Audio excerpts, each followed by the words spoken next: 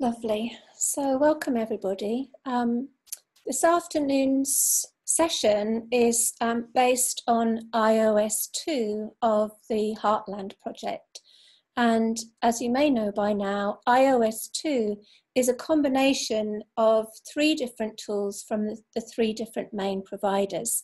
And I was invited, as all the providers were, to choose our own selection of tools and how we might weave those tools together.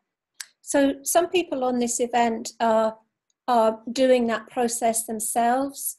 Some people are following a pre-recorded offering, and this is a live offering being recorded.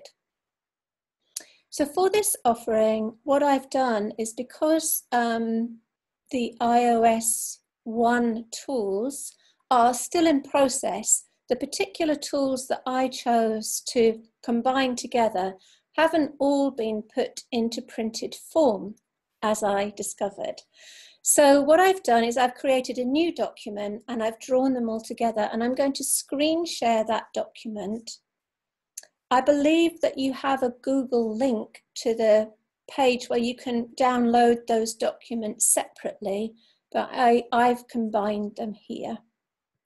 And maybe Hui or Gabriella, if it's possible to find the link to all the Google documents, and if you could put that into the chat, okay, then everyone's available to, well, actually what we need is we just need the 3. I'm going to show you what the 3 are, and then if you could find them and put a link into the document, into the chat, that would be wonderful. So.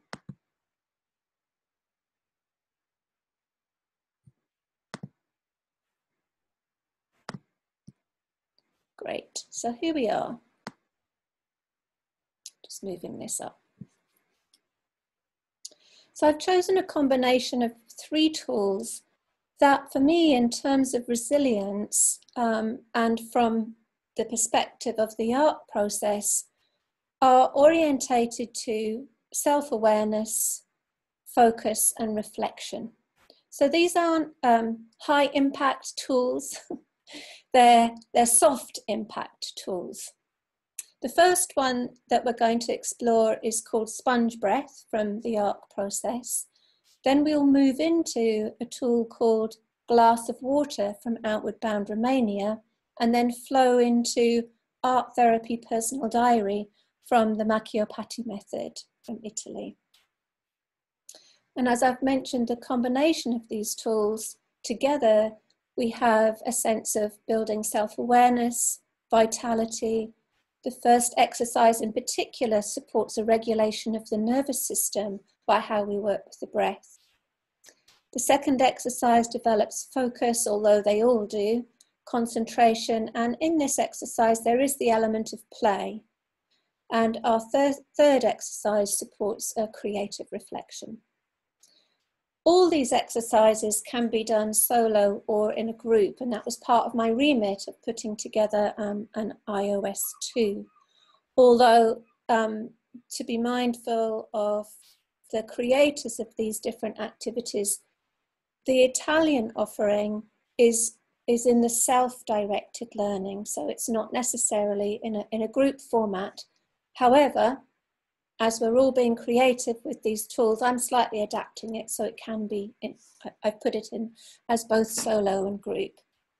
As with Outward Bound Romania, that's a group activity, and I'm offering that also as a solo activity. So I'm just giving you these combinations as a way to support those of you who are here or those of you who are watching. There's all kinds of different ways of playing with the tools. They don't have to be done exactly as written. For the purposes of our exercise, I've adjusted the timing slightly on the different tools so that we work for about 20 to 30 minutes on each exercise. Dependent on where you want to be in this exercises, you can use a combination of either indoors or outdoors.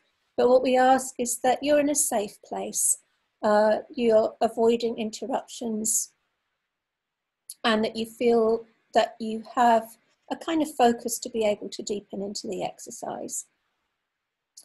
So I've listed the materials here that you need for each exercise. And so the first exercise, I've suggested mats, cushions and blankets. And that's because normally when I offer this exercise, people are lying down. However, you can do this exercise sitting, you can do it outside in a garden or in a safe place in nature.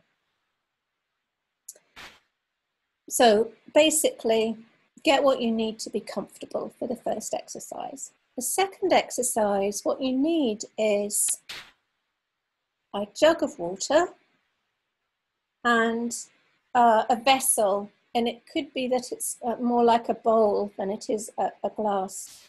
So I wouldn't have a glass, I'd have more of a bowl. A journal and a pen.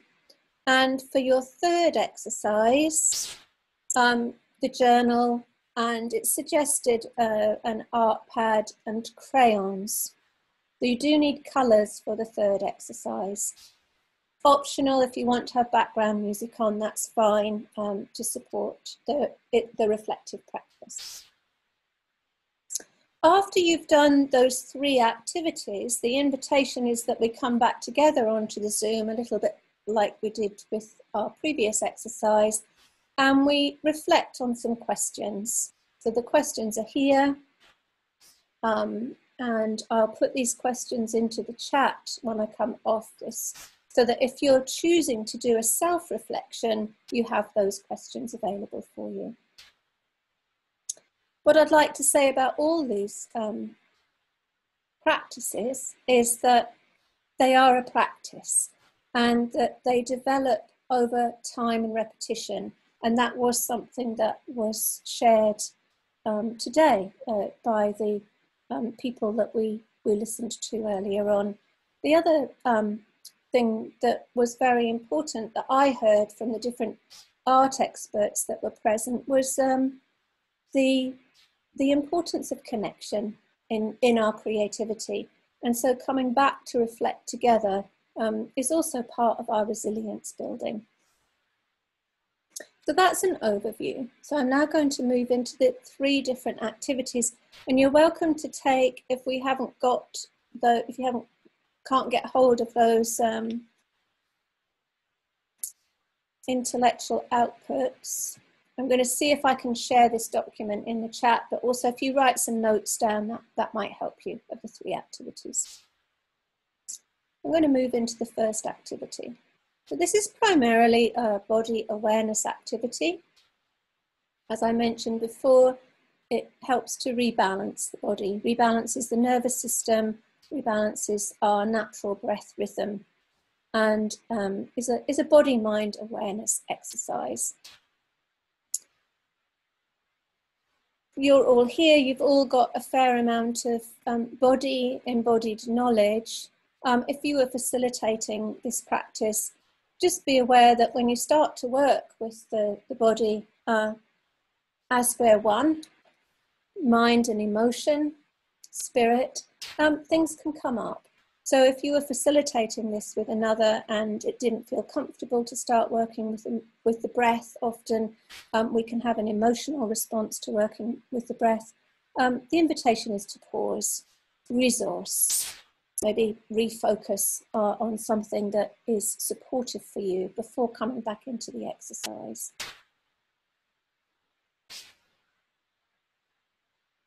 Do you have an example for this? To resource, yeah. If emotion starts to come up.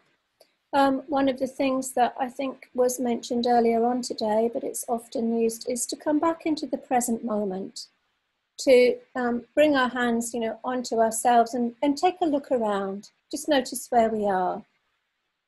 Check out what colour the sky is, what am I looking at, and name it, so that I come out of whatever the overwhelming sensation might be or emotion might be, and I just orientate myself to space. So that's one way of coming out of whatever might be arising. And also just invite a sense of, I'm just tracking, I'm breathing in now, I'm breathing out now. So coming back into very, very simple steps of orientation to the present moment, and even saying that even recognizing, oh, that's interesting, that's curious, something's arising for me right now as I work with my breath. So yeah, staying present. But thank you, Judith, that's a very appropriate question. Thank you. I like to think of, so this breath, sponge breath exercise is an embodied practice exercise that I learned through my teachers, Bonnie Bainbridge Cohan in America, and also Bill Palmer. Also, he's a movement shiatsu teacher and educator, and also through different experiential anatomy teachers that I've worked with. And often the lungs are, we give this image of the lungs as being like a huge sea sponge. And it's said that if you were to lie your lung flat, if you were to dissect your body and lie your lung flat, all the tiny alveoli, like little sacs of grapes in the lung, would flatten out to cover a whole football field. So within this part of your body, from the top of your clavicle bone, which is where your lungs come right up above your clavicle bone, to the bottom of your ribs, front, back and sides of your body, you have a football field's worth of inspiration and expiration. And so it's quite interesting just to remind ourselves of the capacity of the lung to support us with the breath. So the steps that we take. I always like to give people space when we begin an exercise just to orientate to themselves and how they're feeling. And so the invitation here is to start by lying down or finding a comfortable position and just take a few minutes to settle. Settling may mean that you need to stretch and that you need to move in order for your body to come to rest.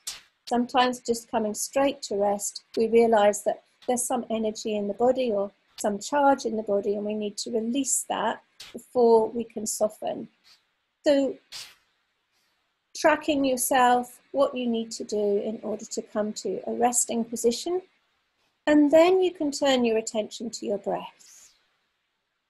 As you do that, you're just noticing your inhale and your exhale, and noticing what part of your breath are you emphasizing. So I'm imagining as I'm going through this with you, you might turn your attention to your breath right now and just notice, am I emphasizing my inhale or am I emphasizing my exhale? So you're noticing the breath and also noticing if there are any pauses. See Palmer's coming down as I'm speaking through this, just to go through this as I'm talking. So the first part is just to acknowledge what's happening, track what's happening, become aware of what's happening. The second part here is to go on a journey to sort of explore this landscape of where your lungs are. So I'm going to invite you to do that with me before you go off to do this yourselves. So if you take your hands, one hand, and just touch your clavicle bone on the opposite side of your body. The clavicle bone starts, mine is a bit bony, you can see where it starts here.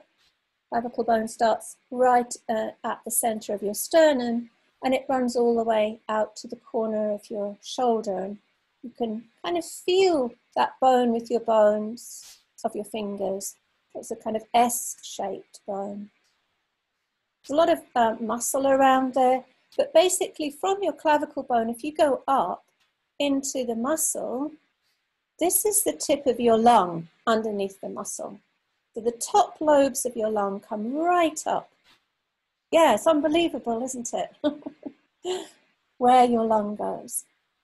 So on both sides of the body, your lung rises above your clavicle bone. So it's very interesting just to find those landmarks on your own body.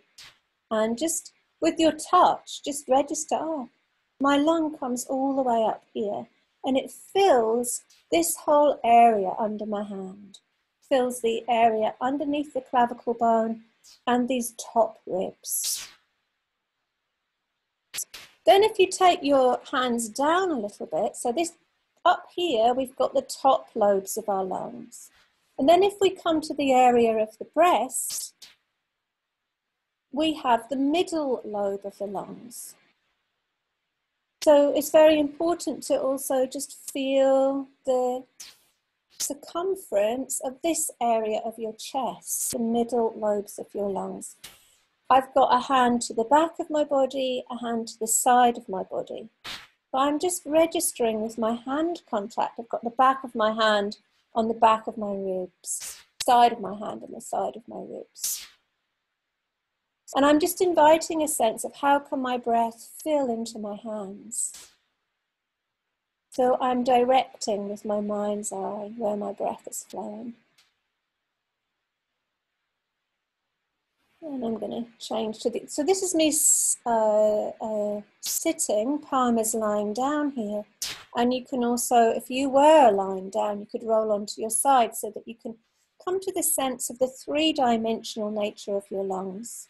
And then from that middle area of your lungs, you come down to the costal arch, that's the base of your ribs. And you can feel with your fingers all the way around the costal arch, coming all the way around to the back. And this costal arch area here is floored by your diaphragm. So your lungs sit and rest on this beautiful moving muscle that rises up as you exhale and comes down and flattens as you inhale. So we are finding this three-dimensional landscape of our lungs. And I've invited you to take about, 5-10 minutes to work with these different exercises of noticing your breath and then going on this journey of discovery of the physical landscape of your lungs. Now from here, we're going to come into the kind of body of the exercise, which is to develop the sponge breath, or what we call the reflex breath. So we have a reflex to breathe in. So when you're born, you automatically take in breath. It's a survival mechanism. However, you don't have a reflex to breathe out. And quite often people emphasize, and I don't know whether any of you realize that you emphasized, which part of your breath you emphasize, but quite often people are encouraged, and we learn from a young place, to take a deep inhalation. We're always told, take a deep breath in. So if we just try that for a moment, from where you are, take a deep breath in. See how much you can fill your lungs, and then take a normal breath out. And do that a couple of times. A deep breath in. Notice where you're breathing in, what part of your lung is naturally taking your breath. And lastly. And now, just as an experiment, I'm going to invite you to take a deep breath out. So a nice, long, slow exhale. So you're imagining that all the different parts of your lung are gently squeezing like a sponge. And then take a deep breath in. And try that again. So you're imagining you can kind of squeeze from top to bottom, back to front, side to side. And then take a deep breath in.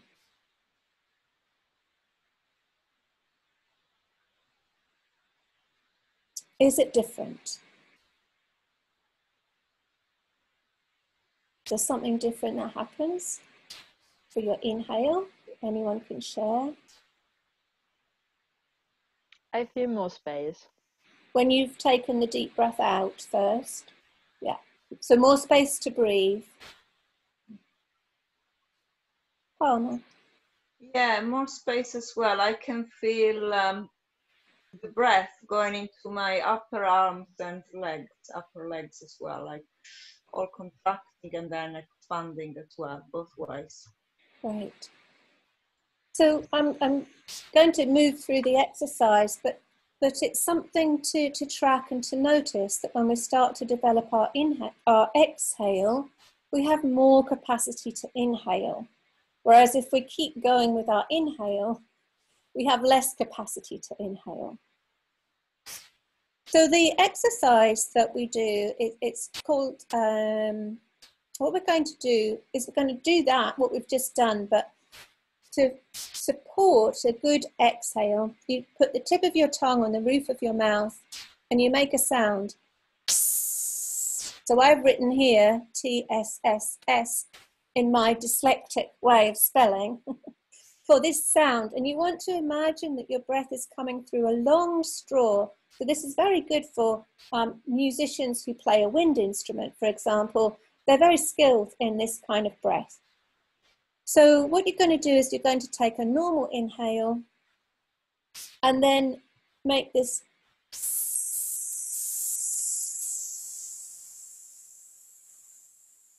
long, slow, sustained exhale. And you keep going and you keep going and you keep going, imagining that you're squeezing this massive area of your lungs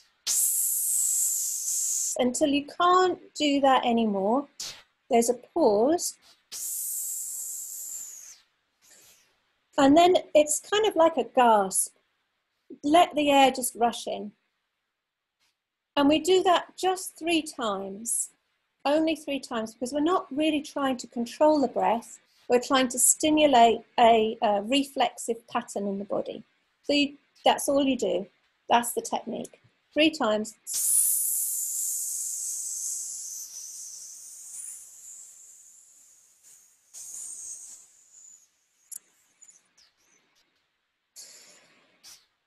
Now I might want to take a normal inhale and exhale between those 2 breaths, and then I do another one. That was your first experience. From there, reorganize yourself and you come to gather your glass of water. So you'll have a bowl of water. And you're invited to, you can do this in groups or as individuals, to have a full bowl of water. And basically what you're going to do is go on a walk with this full bowl of water, focusing on the water and not spilling the water.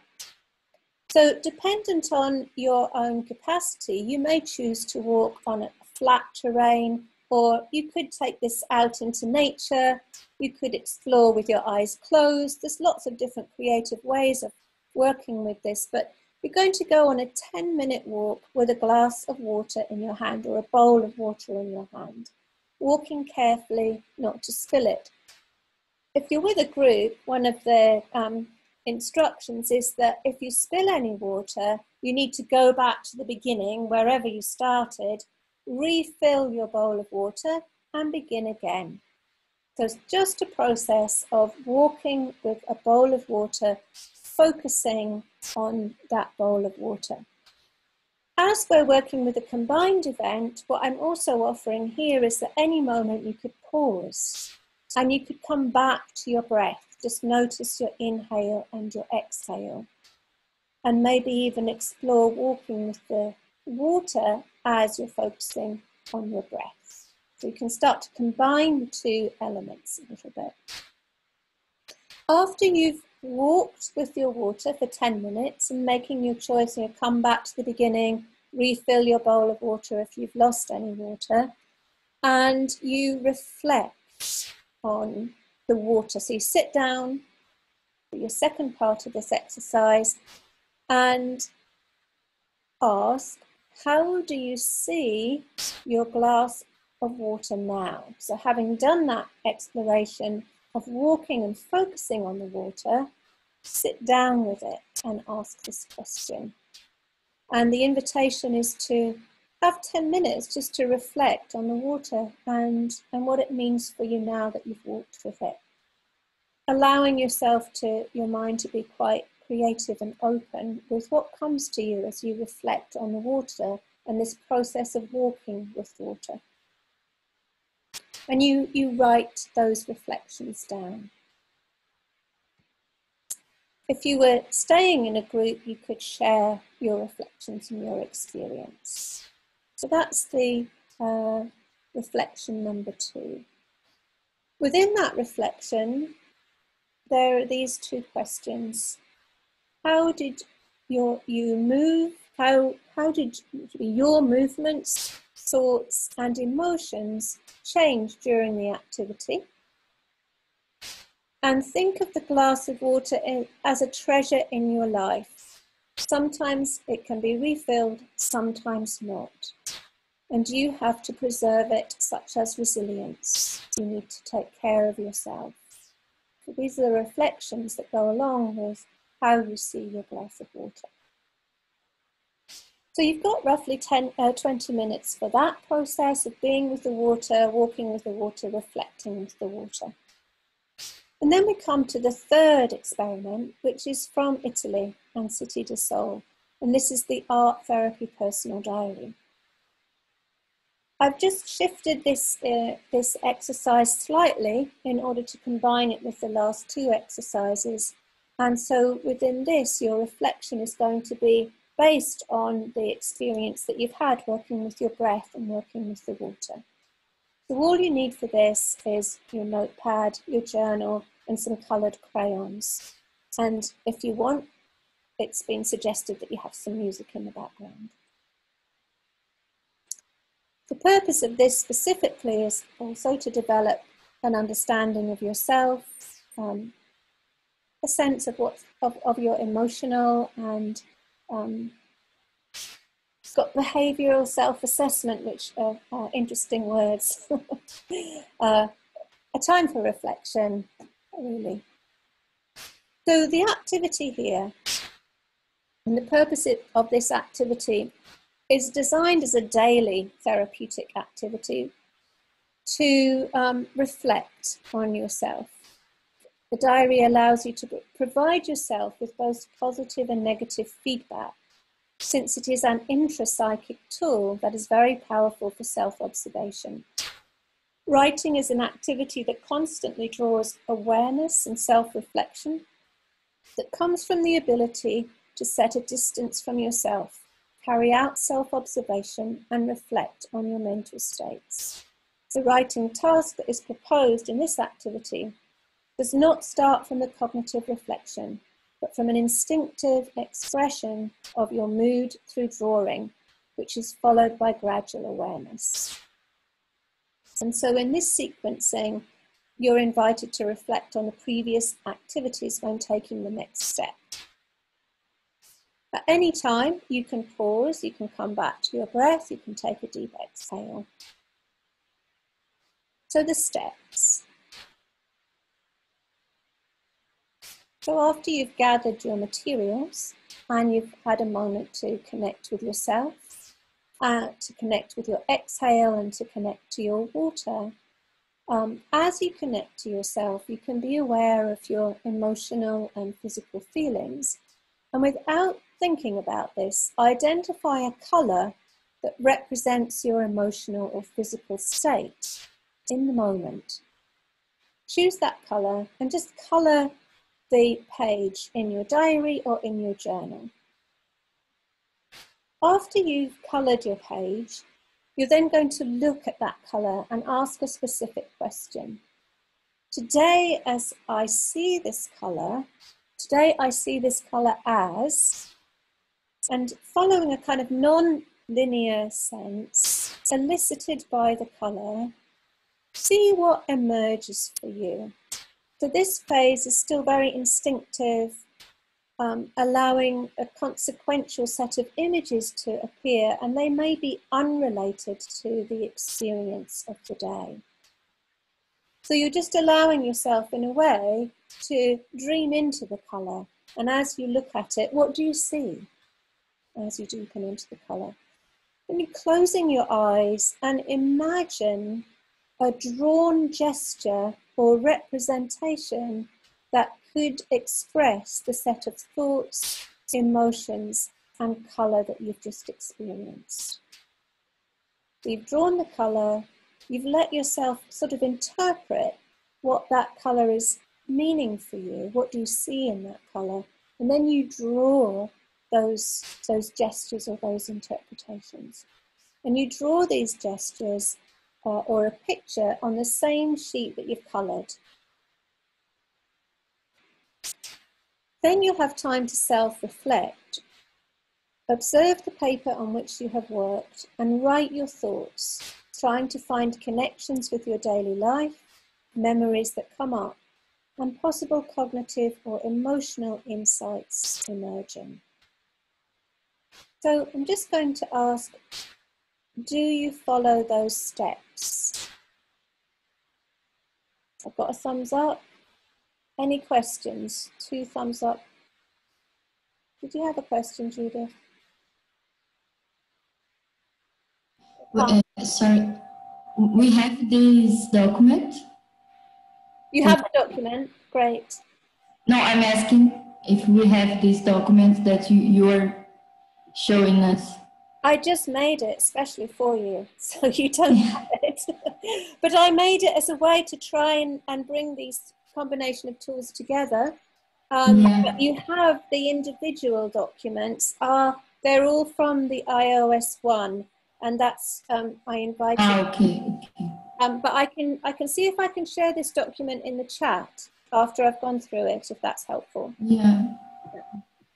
But basically, this part is connect to yourself and the experience that you've had. Choose a colour a page. Observe the colour. What do you see? Imagine what you see and then draw that image that you have imagined that's coming out of the colour. And then reflect. What does that mean anything to you? Does it reflect on your daily life in some way? I'd just like to read Sonia's. Oh, Judith. So for example, when we have the color yellow and we associate this with the sun, we draw a sun and then we see how this can be in relation with the experience we had before. Fantastic question, and I'd like to sort of reframe that slightly. Thank you. So first of all, choose the color and then just color the whole page. So at this point, you're not making any interpretation. It's just, as it says here, as you connect to yourself, also be aware of your emotional and physical feelings. Without consciously thinking, identify a color that represents your emotional state and physical state in that moment, and then just color the page. So I might imagine that I feel in my emotional state like a sun. You could go that way and interpret the emotional state, but otherwise just color it. Color the whole page yellow. So you're not at this point interpreting, you're just choosing a color. And then you begin to interpret. You look at this color and you ask the question, what do I see as I look at this color?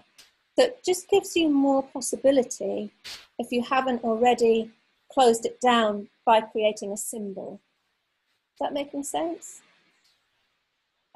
Yes, but so far as you explained it, it was clear for me. But then when I do my drawing, yes, it's then the drawing of the sun, for example. Yes. Okay. Perfect. That's right. Yeah. Perfect. Thank you. Yeah. But great question, because I can imagine that might be a thought that is with somebody. So thank you for that question. So I'm just going to read the final part, which I think is important in terms of honouring where these activities come from. All these activities, as I mentioned, are repeated activities. And this activity from City de Sol is a daily activity. And so the invitation is, as a repeated activity at the end of every month, take time to browse the journal and listen to what it tells you, identifying patterns and changes, but also the reoccurrences. After this observation, write the new understanding that you have come to from them. Writing about yourself in a diary allows you to reflect on daily and/or occasional events that characterize your life and emotional and behavioral reactions you have when responding to such events. In addition, it is useful to understand what are the possible factors, both external and internal, that may block your personal development. Allow yourself to use a protective space in which to write and time to avoid interruptions as much as possible. So I wanted to bring that in because that is really part of the exercise that from Sonia, that this becomes a daily activity that you can then reflect back on. However, in terms of the IOS2, bringing these events together, the invitation is to play with the combination of all three together. So that's the instruction, and this is what will happen when we come back together, is we will reflect. So I can put these questions into the chat. And stop the screen share. So the invitation is to take 20 minutes for each exercise. That will take us to, it's 1:15. Someone work out the maths for me. Hui. 4 o'clock, it would be the time to return, I think. Perfect. Okay. Lovely. So before I'll stay here. I won't be recording this part, but I will stay here. And if anyone has any questions or they would like an orientation to the next activity, then just please ask, and then I'll speak the activity through. Okay. Everyone okay? Yes. Good to go? Let's go. Fantastic. Thank you. Thank you.